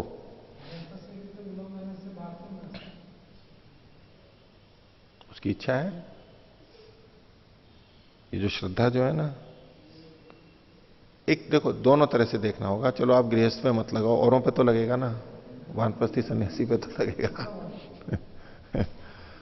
और जगह तो लगे, और दूसरे कार्यों में भी देख लीजिए ना। आप मान लो भोजन का समय निश्चित है, और मान लो जिसमें जहां भी है, फिर एक दूसरा होता है कि भाई जब भूख लगे तब ले लें।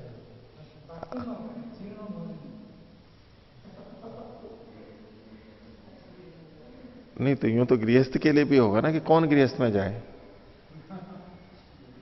कुछ कामना लेकर के जा रहा है ना। नहीं, वो काल का भी है तो वो कामना भी तो हो गई ना। अब जैसे पानी पीने का हमने कोई नियम बना रखा है क्या? सामान्यतया भोजन का तो फिर भी चलो है, पानी का तो कहीं ऐसा नियम नहीं है, जब कामना हुई पी ली, और नहीं तो उसके लिए भी समय होता है। कई बार रोगियों को होता है नहीं 1 घंटे बाद में पीना, फिर वो फिर घड़ी देख देख करके पीते हैं, कई जने पिलवाया जाता है उनको, वो एक बहुत अति अवस्था है। लेकिन सामान्यतया पानी का हम कोई नियम नहीं करते हैं, भाई जैसी इच्छा हो। लेकिन खाने का एक नियम होते हुए भी कभी अगर ऐसी स्थिति होती है, नींद का है, नींद का एक सामान्य नियम है कि भाई हम 9, 9:30, 10, 10:30 ऐसे सोते हैं और इतनी बजे उठते हैं, 4 बजे उठते हैं। लेकिन अगर किसी को बहुत तेज निद्रा आ रही हो, ऐसी स्थिति हो, तो क्या करते हैं फिर?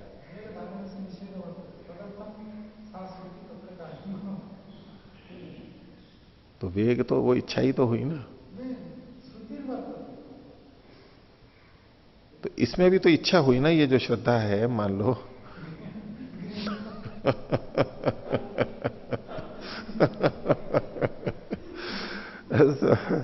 गृहस्थियों के लिए समस्या खड़ी कर दी स्वामी जी ने। चलो ठीक है, जितना भी है, लेकिन यहां आधान के लिए बात है कि भाई आपके मन में जब आया कि भाई आधान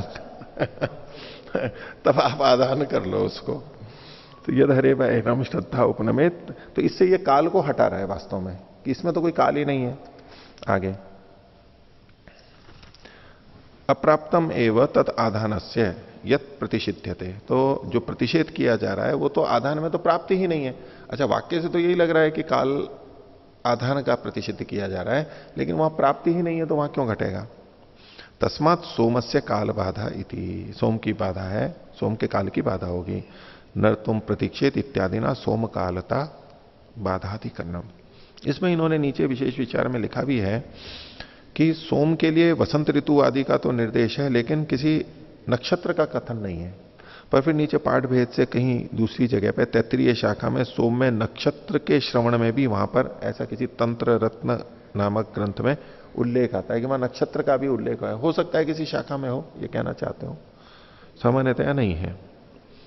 आगे देखिए, अब ये चौथा अधिकरण जो पीछे अधूरा छूट गया था उसी को कह रहे हैं। अपर्यवसित चतुर्थाधिकरण से पुनरारंभ स्थिताद उत्तरम, उसके आगे का ये कथन है जहां तक हमने छोड़ा था। तो 17वां सूत्र है, ये तीसरे पक्ष वाला है। पीछे एक बार तीसरे पक्ष ने कहा भी था, ये तीसरे पक्ष वाला बोल रहा है। 14वां सूत्र जो था वो दूसरे वाले का था, और ये तीसरा पक्षी बोल रहा है कि पौर्णमास्यूर्ध्वम सोमात ब्राह्मणस्य वचनात्, कि सोम से पौर्णमासी उसके बाद में जाएगी, ब्राह्मण से यानी ब्राह्मण की। ब्राह्मण जब ये करेगा तो पौर्णमास का कर्म सोमयाग के बाद में होगा। क्यों? वचनात्, ऐसा वचन मिल रहा है।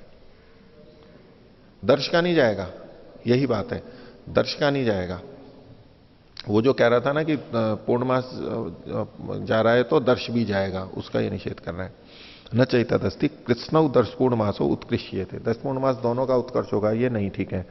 ऊर्ध्वम सोमात केवला पौर्णमासी उत्कृष्यते, सोम के आगे केवल पूर्णमासी का उत्कर्ष होगा। हेतु पूछा कुतः, वचनात्, वचनमिदम, वचन ये है यदेवाद पौर्णमासम हविस तत्तरहि अनुनिर्वपेत इति। तो इससे वचन से है कि जो ये पौर्णमासी की हवि है वो उसके बाद में निर्वाप करे उसका। नास्ति वचनस्याति भार तस्मात् पौर्णमासी मात्रम उत्कृष्येत, केवल पौर्णमासी का उत्कर्ष करें। यत्तु फलम नास्ति थी, पूर्व पक्षी ने जो कहा था कि अलग अलग करोगे तो फल नहीं होगा, तो कहले समुदायादेव फलम भविष्यति थी, फल तो समुदाय से ही होगा आगे पीछे होते हुए भी। वचनादेवम विज्ञानात्, क्योंकि वचन से केवल पूर्णमासी को वहां ले जाया गया है, व्यर्थ का तो कथन होगा नहीं, तो अब ये मानना ही पड़ेगा साक्षात वचन नहीं हो तो भी कि समुदाय से फल हो जाएगा। वचनादेवम विज्ञानात् तस्मात् अदोषः, इसलिए इस पक्ष में कोई दोष नहीं है। आगे 18वां सूत्र। अब ये उत्तर पक्ष यानी सिद्धांति है और वो 5वां पक्ष है जो वहां प्रारंभ में दिए गए थे, उसमें जो 5वां वाला है वो ये है। तो एकम वा शब्द सामर्थ्यात प्राक कृष्ण विधानात्, बोले एकम वा शब्द के सामर्थ्य से वहां पर केवल एक हवि जाएगी, पूर्णमासी की भी केवल एक हवि जाएगी, पूरे पूर्णमासी नहीं जाएगी, सारा कर्म नहीं जाएगा, केवल एक हवि बाद में जाएगी। एकम वा शब्द सामर्थ्य प्राक कृष्ण विधानात्, पहले चूंकि संपूर्ण का विधान कर दिया गया है। भाष्य एकम वा हविरुत्कृष्येत न कृष्णा पौर्णमासी, पूरी पूर्णमासी नहीं जाएगी। कुतः शब्द सामर्थ्यात्, कैसे शब्द की सामर्थ्य है कि बोले एकम हविर उत्कृष्टम शब्द समर्थ, ये जो शब्द है एक ही हवि को ले जाने में समर्थ है। देखो ये वचन देखो पीछे 17वें में जो दिया था, पहले भी आया था, यदेवाद पौर्णमासम हवि, जो पूर्णमास की हवि है वो एक वचन में है, तत्तर ही अनुनिर्वपेत, उसका अनुनिर्वाप करे, उसके बाद में करे। यानी ये थोड़ा कहा गया था कि पूर्णमास को ले जाओ, पौर्णमासम हवि, पूर्णमास की हवि और वो एक ही हवि है बस। अब अभी तक की चर्चा में हम ये भाई पूर्णमास पूर्णमास पूर्णमास जा रहा है ऐसा पूरा लेकर के चल रहे थे, तो बोले शब्द तो एक ही हवि को कह रहा है, तो जो वचन ने कहा है वही होगा। तो एकम हविर उत्कृष्टम शब्द समर्थ, उसी को आगे कहा इन्होंने विपरीत अल्प विराम में लीजिए, यदेवाद पौर्णमासम हवि इति श्रूयते, ये वचन यहां पर सुनाई जा रहा है। यावद वचनम वाचनिकम तावत वचने न उत्कृष्टम शक्यते न अन्यदपि, जितना वचन कहा गया है साक्षात वो ही उतना ही वचन से हम उसको ले जा सकते हैं, दूसरे को नहीं ले जा सकते। प्राक सोमात कृष्णम विधीयते, और सोम से पहले इन दोनों का पूरे का कृष्ण का विधान किया गया है। ततो यद वचनेन उत्कृष्यते तद ऊर्ध्वम सोमात, तो यहां पर जो वचन के द्वारा उत्कृष्ट किया जाता है वो सोम से आगे जाएगा। यन्न उत्कृष्यते तत्प्राग भवितुम अर्हति, जिसका उत्कर्ष नहीं होता है वो तो भाग पूर्णमासी का भी पहले हो सकता है। तस्मात एकम हविरुत्कृष्टव्यम, केवल एक हवि जाएगी। ब्राह्मण से उभौ कल्पौ इति, तो पक्ष क्या बनेगा इसका, ब्राह्मण के भी दोनों कल्प हैं, इष्टि भी 10 पूर्णमास इष्टि भी पहले कर सकता है और सोम भी पहले कर सकता है, लेकिन जिस समय 10 पूर्णमास इष्टि वो पहले करेगा तब पूर्णमासी की एक हवि वो सोम के बाद जाएगी। अग्निशोमीय जो हवि है ना पौर्णमासी इष्टि में, अग्निशोमीय जो हवि है वो उसके बाद जाएगी। और जिस पक्ष में वो सोम को पहले करता है तो बाद में 10 पूर्णमासी इष्टि बाद में हो ही जाएगी, उसमें तो कोई इधर उधर ले जाने की बात नहीं है। ये अंतर आएगा, ब्राह्मण में ये अंतर आएगा, और बाकी में बाकी लोगों के भी दोनों कल्प हैं, तो वो जब 10 पूर्णमासी इष्टि पहले करेंगे फिर सोम करेंगे तो उनमें ये एक हवि उत्कृष्ट को प्राप्त नहीं होगी। बस इतना ही औरों में और इसमें अंतर है। आगे देखिए, उपांशु यागस्य सोमोत्तरम अनुत्कर्षाधिकरणम, ये जो सोम के बाद में उत्कर्ष करना है उसमें ये निषेध कर रहे हैं कि उपांशु याग का, उपांशु याग में अग्निशोमीय जो आज्य आहुति होती है, घृत की आहुति होती है, वो वहां पर नहीं जाएगी। पीछे अग्निशोमीय को आगे ले जाने के लिए कहा पूर्णमासी में, उसमें जो उपांशु याज होता है उसकी जो आहुति होती है वो सोम से परे नहीं जाएगी, ये सिद्धांति का कथन है। 19वां सूत्र है पुरोडाशस्तु अनिर्देशे तदयुक्ते देवता भावात। तो चूंकि यहां पर कोई स्पष्ट निर्देश नहीं है, विशेष हवि का निर्देश नहीं है, तो ऐसे में पुरोडाश, जो अग्निशोमीय पुरोडाश है वो ही उत्कर्ष होवे, अन्य हवि ने। पुरोडाशस्तु अनिर्देश है, चूंकि और कुछ नहीं कहा है तो पुरोडाश ही वहां पर उत्कर्ष को प्राप्त हो। तदयुक्ते देवता भावात, क्योंकि देवता भावात यानी जो जो तदयुक्ते मतलब जो पुरोडाश वाला है उसी में ही अग्नि और सोम इन देवता का भाव है, इसलिए इदम श्रूयते आग्नेयो वही ब्राह्मणों देवतया, देवता से ब्राह्मण आग्नेय होता है। स सोमे ने इष्टवा अग्निशोमियो भवती, और सोम से यजन करने के बाद में वो अग्निशोमीय होता है। यदेवादय पूर्णमासम हविष तत्तर अनुनिर्वपेत तरही उभय देवत्यो भवती, जब ये बाद में करता है तो वो फिर उभय देवत्य हो जाता है। यस्मात् तस्मिन काले सो अग्निशोमियो भवती, क्योंकि वो अग्नि और सोम देवता वाला हो जाता है। पुरुष के संदर्भ में कह रहे हैं, सास्य देवता में पुरुष को भी ले रहे हैं। सास्य देवता हवि के लिए भी लगता है, मंत्र के लिए भी लगता है कि वह हवि है जिस देवता की, जिस मंत्र की, तो ये पुरुष में भी तस्सेदम न लगा करके सास्य देवता से संगति, वो भी एक सामान्य रूप से ले सकते हैं। विवरण में युधिष्ठिर जी ने बातें लिखी भी है। तो यस्मात् तस्मिन काले सो अग्निशोमियो भवती न प्राचीन काले अल्प विराम, पहले के काल में वो अग्निशोमिय नहीं होता है। तस्मात् अदो हविर अनुनिर्वपेत इति, इसलिए उसके बाद में सभी का अनुनिर्वाप करे। अग्निशोमीयत्व विधाय द्विदेवताकत्वम हेतुत्वेन निर्दिश्यते, तो अग्निशोमित्व का विधान करके दो देवता वाला होना ये हेतु के रूप में वहां पर प्रस्तुत किया जा रहा है। तस्मात् अग्निशोमियम हविर हेतुमत स्यात्, तो ये अग्निशोमीय हवि है, ये हेतु वाली बनती है। नान्य देवताकम, अन्य देवता वाली इसमें नहीं बनेगी। तथा असौ अग्निशोमौ यष्टुम अर्हति न प्राक, तभी वो अग्नि और सोम का यजन कर सकता है, उससे पहले नहीं कर सकता है। सास्य देवता इति भवति पुरुषस्यापि यष्टुर देवता भी संबंध, तो सास्य देवता जो ये है, ये सूत्र जो है इसमें पुरुष का भी यानी यष्टुर पुरुषस्यापि, यजन करने वाले पुरुष का भी देवता से संबंध हो सकता है। सामान्यतः नहीं लिया जाता है, लेकिन पुरुष को भी उसी नाम से कहा जा सकता है। तस्मात् पुरोडाशो अग्निशोमियो न अन्यत हविरिति सिद्धम, तो पुरोडाश जो है वो ही अग्निशोमिय होगा और न कि कोई अन्य हवि होती है, ये सिद्ध होता है।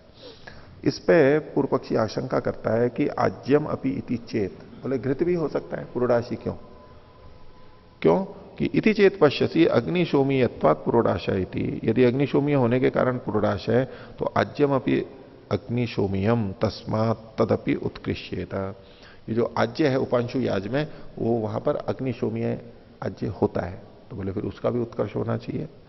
तो इसमें सिद्धांति कहता है न मिश्र देव तत्वात ऐन्द्राग्नवत, बोले इसमें तो देवता मिश्रित है और देवता भी वहां पर है, इसलिए वो शुद्ध नहीं है, उसको नहीं ले जा सकते। जैसे ऐन्द्राग्नवत, इंद्र और अग्नि देवता वाला था तो अग्नि का मतलब केवल अग्नि वाला, इंद्राग्नि वाला दूसरा नहीं लिया जा सकता वहां पर। भाष्य देखिए, मिश्र देवतम ही आज्यम अग्निशोमियम, ये जो अग्निशोमी है ये मिश्र देवता वाला है। अग्निशोमी के अलावा वहां और क्या क्या है, तो कहा प्राजापत्यम वैष्णवम इति, प्रजापति भी देवता है और विष्णु देवता भी है। तो पुरोडाशस्तु अग्निशोमीय एवं, पुरोडाश तो केवल अग्निशोमी है और कोई देवता नहीं है, यानी मिश्र देवता नहीं है। न तो अत्र मिश्र देवतस्य वादः, मिश्र देवता का कथन यहां नहीं है। मिश्र देवतस्य ही प्रागपि भावो अवकल्पते, और ये जो मिश्र देवता है इसका भाव जो है वो पहले भी हो जाता है, यानी सोम के पहले भी वो मिश्र देवता वाला है, दोनों उसमें जुड़े हुए हैं। यद्यपि तथानीम यजमानो न अग्निशोमीय देवतारः तथापि आज्यम हवि करिष्यति एवं, उस समय यद्यपि वो जो यजमान है वो अग्निशोम देवता वाला नहीं है, उस योग्य नहीं है, फिर भी वो उस आज्य हवि को करेगा। प्रजापतिम यक्षति विष्णु वा, और प्रजापति को भी करेगा, विष्णु को भी करेगा, और अग्निशोमम अपनी, अग्निशोम को भी करेगा। तस्मात् तस्य ऊर्ध्व भावे न एष हेतुर अग्निशोमीयत्वम नाम, तो ये जो उपांशु याग में आज्य की हवि है मिश्र देवता वाली, इसके उत्कर्ष में ऊर्ध्व भाव में ये हेतु नहीं बनेगा। यथा चतुर्धाकरणम मिश्र देवतत्वाद ऐन्द्राग्ने न भवति, जैसे वो जो चतुर्धाकरण करते हैं उसको, तो उसमें मिश्र देवता होने से इंद्राग्न में नहीं होते, करते, अग्नि में तो करते हैं। तत्र आग्नेय इति, केवल आग्नेय में करते हैं। इंद्राग्नो न शक्यते वदितुम। तो जो केवल आग्नेय है उसमें ऐन्द्राग्न इन दो को लेकर के नहीं कर सकते। क्यों? क्योंकि तद्धित साकांक्षात नोत्पद्यते इति। क्यों? तद्धिता साकांक्षत्वात यानी साकांक्षात यानी सापेक्षात नोपपद्यते। ये जो तद्धित प्रत्यय है वो तो आग्नेय में तो केवल अग्नि को ही होगा, और आप ऐन्द्राग्न करोगे तो दोनों को नहीं कर पाएगा, और सापेक्ष होने से असमर्थ हो रहा है। एवं यह अग्निशोमीय शब्देन न शक्यम आज्यम वदितुम। तो अग्निशोमीय शब्द से आज्य को घृत को नहीं ले सकते। अनग्निशोमियो अपि असौ। ये अग्निशोमीय, ये बिना अग्निशोमीय भी है, यानी अन्य देवता भी इसके हैं, विष्णु और प्रजापति। तस्मात् शक्यम प्राग यजमाने न कर्तुमिति। तो यजमान उससे पहले भी, सोम से पहले भी इसको कर सकता है। तस्मात् न तस्य उत्कर्षे अग्निशोमीयता यजमान से हेतुरिति। तो इसलिए उसके उत्कर्ष में अग्निशोमीयता यजमान का हेतु नहीं बनेगी। मिश्र देव तस्य अग्रहण सामान्यात ऐन्द्राग्नवद इत्युक्तम। तो मिश्र देवता के अन्यों के ग्रहण न होने से सामान्य से ऐन्द्राग्न के समान यहां पर कहा है। अग्निशोमीय आज्य से सोमात अनुत्कर्षाधिकरणम। ये जो अग्निशोमीय है ये उपांशु याग में ही है। पहले का जो हमारा शीर्षक है वो क्या है? उपांशु याग वहां पर लिखा है या अग्निशोमीय लिखा है, तो एक ही बात है। आगे देखिए 7वां अधिकरण, विकृति नाम ऐन्द्राग्नादि नाम सत्यस कालताधिकरणम। तो विकृतियों का, ऐन्द्राग्न आदि जो विकृतियां हैं वो कब होंगी? तो कहा कि सत्यस कालता है, यानी उसी दिन होती हैं, वो 2 दिनों में नहीं होती हैं। विकृति के अनुसार वो 2 दिनों में होनी चाहिए, यानी प्रकृति के समान मानेंगे तो ये विकृतियां 2 दिन होनी चाहिए, अमावस्या वाले दिन और प्रतिपद के दिन। तो ये सत्यस कालता इनकी यानी एक ही दिन में होगी। यह वैकृतानी कर्माणी उदाहरण, वैकृत कर्मों को उदाहरण के रूप में ले रहे हैं। ऐन्द्राग्नम एकादश का पालम निर्वपेत इत्यव मादिनी तत्व संदेह किम एता विकृत है सद्यस काला उत द्व्यः काला इति। एक ही दिन में ये होंगी या 2 दिनों में होंगी, ये यहां पर प्रश्न है। 22वां सूत्र, इसमें प्रकृते है प्रकृति कालत्वात्, विकृते है प्रकृति कालत्वात्। इतने अंश को थोड़ा पूर्व पक्षी का ले लेंगे कि विकृति के प्रकृति के काल वाला होने से, यानी विकृति का जो काल होगा वो प्रकृति के अनुसार होगा, अनुमान से ही होगा। अब इसमें सिद्धांत कह रहा है सद्यस कालोत्तरा विकृति ही, सद्यस काल के से सद्यस काला उत्तरा विकृति, जो बाद वाली विकृति है वो सद्यस काला है। क्यों? तयो प्रत्यक्ष शिष्टत्वात्, क्योंकि वहां पर उनका प्रत्यक्ष कथन किया गया है, वो सद्यस काला एक ही दिन में होंगी। भाष्य, विकृति ही प्राकृतान धर्मांश चोदके न गृह्णाति। विकृति जो है प्रकृति से, अतिदेश से उनके सब धर्मों को लेती है। अतस्ते धर्मा आनुमानिका, इसलिए विकृति में जो धर्म आए हैं वो आनुमानिक होंगे। पौर्णमासी च अन्य काला, पौर्णमासी जो है वो भिन्न काल वाली होती है, यानी ये दिन में होगी। स यदि वा प्रकृत्या गृह्येता, अगर वो प्रकृति से यानी 10 पूर्णमास से गृहित होगी। यदि वा विकृत्या, यदि विकृति से होगी तो असंभवे अन्यतरस्या काल त्यक्तव्य। तो असंभव होने पर उनमें से किसी एक के काल को छोड़ना पड़ेगा, यानी प्रकृति से जो काल आ रहा है और विकृति में जो कहा गया है उन दोनों कालों की एक साथ नहीं हो सकते, एक को छोड़ना पड़ेगा। तत्र आनुमानिको वैकृतस्य त्याज्यताम, तो जो आनुमानिक है उसको तो हम छोड़ेंगे, और न प्रत्यक्ष श्रुत है प्राकृतस्य इति न्याय्यम। तो इसमें जो प्रत्यक्ष श्रुत प्राकृत है वो उचित नहीं है। तस्मात् सत्यस काला एता विकृतयो भवेयु, सत्यस काल वाली होती है। ये जो वाक्य है इसमें थोड़ी सी जटिलता है कि तत्र आनुमानिको वैकृतस्य त्यज्यताम, विकृति का जो आनुमानिक है वो छोड़ देना चाहिए। अब न प्रत्यक्ष श्रुत है प्राकृतस्य इति, प्रत्यक्ष श्रुत जो प्राकृत है वो न्याय्य नहीं है। अब इसमें करेंगे तो क्या, प्रकृति से तो आएगा 2 दिन का, उसको तो निषेध कर रहे हैं, वो आनुमानिक है। और जो प्रत्यक्ष श्रुत है सद्यस कालता, वो गृहित करेंगे। तस्मात् सद्यस काला एता विकृतयो भवेयु, ये विकृतियां हैं ये सद्यस काल वाली होंगी।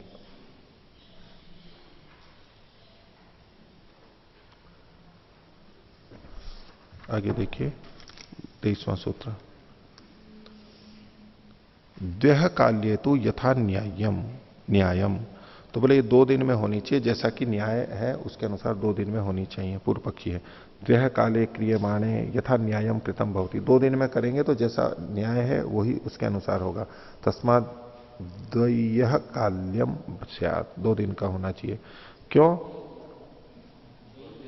द्वयः, हाँ द्वयः चोदकस तथा अनुगृहीतो भवति, तो अतिदेश वचन यहां पर अनुगृहित होता है। प्रकृतो ही श्रूयते, क्योंकि प्रकृति में ये कहा है पूर्वेद्यो अग्निम गृहणाति, पहले दिन अग्नि को ग्रहण करता है, और उत्तरम अहर देवताम यजति, और दूसरे दिन में देवता को यजन करता है, यानी अमावस्या या पूर्णिमा को अग्नि लेता है और फिर प्रतिपद को आहुति देता है।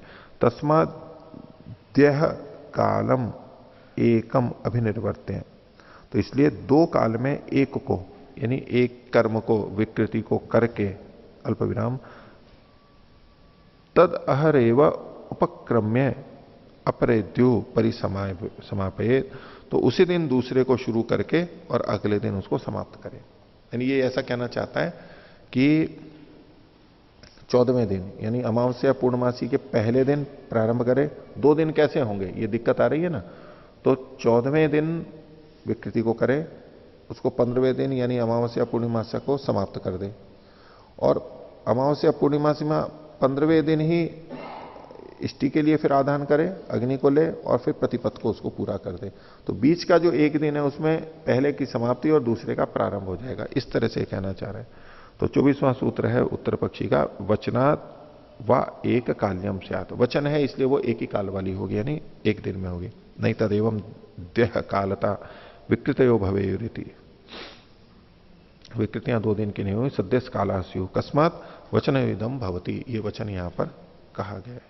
तो कस्मात् वचनमिदं भवति, यह इष्टिया पशुना सोमेन आग्रयणेन व यक्ष्यमाणः, तो जो इष्टि से, इष्टि का मतलब हो गया दर्शपूर्णमास इष्टि, और पशुना मतलब पशु याग, सोमेन मतलब सोमयाग, आग्रयणेन ये जो है ये भी याग है, इनके द्वारा व यक्ष्यमाणः स पौर्णमास्याम अमावस्यायाम व यजेत, ये कहां करे, पौर्णमासी या अमावस्या में करे, ये एक एक दिन ही हो गए इति। और सांगस्य एतद वचनम, जब ये कथन किया गया इन कर्मों को करे तो सांग है, अंग सहित ही कथन माना जाएगा, और एक ही दिन में करे। तस्मात् सांगम पौर्णमास्याम अमावस्यायाम व कुर्वीता इति गम्यते, अमावस्या या पूर्णमासी में करे ये जाना जाता है। तेन सद्यस काला विकृतया, ये जो विकृतियां एक ही दिन में की जानी चाहिए। तो व्यक्तितानाम इंद्राग्नादीनाम सत्यस कालताधिकरणम। 8वां अधिकरण, सान्नाय्य अग्निशोमीय विकाराणाम सोमोत्तर कालताधिकरणम। तो सान्नाय्य के जो विकार है, तो सान्नाय्य के अंदर दूध और दही दोनों जो होता है, तो सान्नाय्य के जो विकार हैं और अग्निशोमीय के जो विकार हैं उनको सोमोत्तर कालताधिकरणम, सोम के बाद में इनको करना चाहिए। यह सान्नाय्य विकाराश्च अग्निशोमीय विकाराश्च उदाहरणम, इनसे संबंधित उदाहरण है दे रहे आगे। सान्नाय्य विकारास्तावत यथा, तो आमिक्षा पशुरीति, आमिक्षा और पशु का ग्रहण किया गया सान्नाय्य की जगह पे, उसके विकारी कहलाएंगे। और अग्निशोमीय विकारा, अग्निशोमियम एकादश का पालम निर्वपे श्यामाकम ब्राह्मणों वसंते ब्रह्मवर्चस काम, ब्रह्मवर्चस की कामना वाला वसंत ऋतु में श्यामाक से का निर्वाप करे। तो ये जो श्यामाक आया है ये यहां पर विकार हो गया, विकृति हो गई, परिवर्तन किया। तत्र संदेह कि मैं थे प्राग ऊर्ध्वम च सोमात उत ऊर्ध्वमिति, ये सोम से पहले और बाद में कभी भी कर सकते हैं अथवा बाद में ही किए जा सकते हैं। किम प्राप्तम, पूर्व पक्षी कहता है प्राग ऊर्ध्वम च विशेष अनवगमात, कुछ विशेष तो कथन किया नहीं है, तो प्रारंभ और अंत में दोनों तरह हो सकते हैं। इस पे एवं प्राप्ते ब्रूमः, सिद्धांति कहता है सान्नाय्य अग्निशोमीय विकारा ऊर्ध्वम सोमात प्रकृतिवत, सान्नाय्य और अग्निशोमीय के जो विकार हैं वो सोम के बाद में होंगे प्रकृति के समान। तो ऊर्ध्वम सोमात स्योरिति, सोम के बाद में हो। प्रकृति ही ऐशाम ऊर्ध्वम सोमात, प्रकृति में क्या है ये सोम के बाद में ही है। चोदकेन एभिरपि ऊर्ध्वम सोमात भवितव्यम, अतिदेश वचन से इनको भी सोम के बाद ही होना चाहिए। सन्नय्यस्य ऊर्ध्वम सोमात वचनम, अब ये वचन बता रहा है कि प्रकृति में कैसे वचन है, तो सोमात ऊर्ध्वम, सोम से बाद में सन्नय्य का ये वचन है। न असोमयाजी सन्नयेति, जो असोमयाजी है वो सन्नय्य ना करे, तो इसका मतलब है सोम करने के बाद सानाह्य करेगा। अग्नि सोमेस्य अपि आग्नेयो वही ब्राह्मणों दे बताया, ये जो वचन पीछे आया था वही है। स सोमेन इष्ट्वा अग्नि सोमियो भवति यदेवादः पौर्णमासम हवि तत्तरहि अनुनिर्वपेदिति तरहि स उभय देवत्यो भवति। इसी वचन से पता लग रहा है कि ये बाद में किया जाएगा। तद विकृतिरपि सोमादूर्ध्वम भवितुम अर्हति, तो ऐसे विकृति भी सोम के बाद में ही होगी। इनकी जो विकृतियां हैं वो भी सोम के बाद ही होंगी। तो सान्नायी अग्नि सोमीय विकारणम सोमाद उत्कर्षाधिकरणम, सोम के बाद में जाएंगे। इसी चौथे पाठ का अंतिम अधिकरण है सोम विकारणाम दर्श पूर्ण मासोत्तर कालताधिकरणम। जो सोम के विकार हैं, पीछे हमने ये देखा था कि सोम के बाद में दर्शपूर्ण मास वाली बात भी आएगी इष्टि की, या तो पहले भी हो सकता है तो बाद में भी हो सकता है। तो जब सोम के बाद में दर्शपूर्ण मास इष्टि होगी तो सोम के जो विकार हैं उनको तो दर्शपूर्ण मास के बाद में ही करना है। सोम जो है वो तो दर्शपूर्ण मास इष्टि से पहले हो सकता है, लेकिन जो सोम के विकार हैं वो तो दर्शपूर्ण मास इष्टि के बाद में ही होंगे, ये सिद्धांत हो गया। तो सोम विकारा गवादय एकाहा, जो गवादय गवामयन आदि हैं वो एकाहा है, ये सोम के विकार हैं। तेषु संदेह है किम दर्शपूर्ण मासात प्राग ऊर्ध्वम च प्रयोक्तव्या उत ऊर्ध्वम इति, ये दर्शपूर्ण मास के पहले और बाद में दोनों तरफ हो सकते हैं या केवल बाद में। किम प्राप्तम अनियम अविशेषात, इसमें कोई नियम नहीं है, कभी भी हो सकते हैं। जैसे सोम का भी अनियम ही तो प्राप्त हो गया था, इष्टि के पहले भी कर सकते हैं, इष्टि के बाद में तो होता ही है। तो ऐसे ही इनके विकारों का भी होना चाहिए, ये प्राप्ति होने लगी। तो इसके ऊपर 26 में सिद्धांति कहता है तथा सोम विकारा दर्शपूर्ण मासाभ्याम, जो सोम के विकार है वो दर्शपूर्ण मास के बाद में होंगे। तो ज्योतिषोम दर्शपूर्ण मासाभ्याम ऊर्ध्वम भवती, जैसे कि ज्योतिषोम है ये दर्शपूर्ण मास के बाद में होगा, ये सोम का विकार हो गया। तथा दर्शपूर्ण मासाभ्याम इष्टवा सोमेन यजेता, दर्शपूर्ण मास के बाद में सोम को करे, ये तो वचन पहले भी आया था, लेकिन इन्होंने वहां पर सोम को इष्टि से पहले और बाद में दोनों तरह से देखा था। तो अब ये जो वचन है इसमें तो कहते हैं चोदकेन एष धर्मो गवादिषु एकाहेषु प्राप्नोति, इसको संशोधन कर लीजिए, गवादिषु अपि, हाँ ये जो श है ना मूर्धन्य दूसरा वाला, इसको तो प कर लीजिए। गवादिषु अप्येकाहेषु, अपि एक एकाहेषु, या की जगह क कर लीजिए। तो ये अतिदेश वचन से इनमें विकृतियों में भी प्राप्त होता है। तस्मात् ते भी दर्शपूर्ण मासाभ्याम ऊर्ध्वम कर्तव्यायति, वे भी दर्शपूर्ण मास के बाद में किए जाने चाहिए। तो यहां जो सोम है ना, ये ज्योतिषोम अर्थ लिया इन्होंने। दर्शपूर्ण मासाभ्याम इष्टा सोमे न यजेता है, ये जो है ये ज्योतिषोम के लिए ये वचन दिया, इसके अनुसार विकृति में भी हो गए। तो सोम विकारणम दर्शपूर्ण मासाद ऊर्ध्व कर्तव्यता अधिकरणम। तो इस प्रकार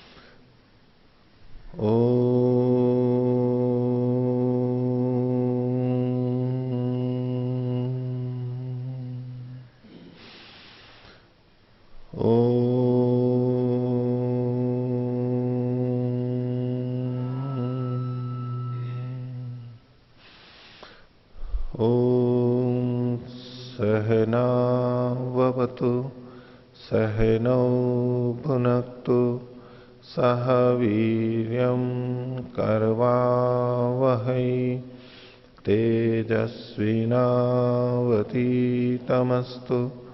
मा विद्विषावहै।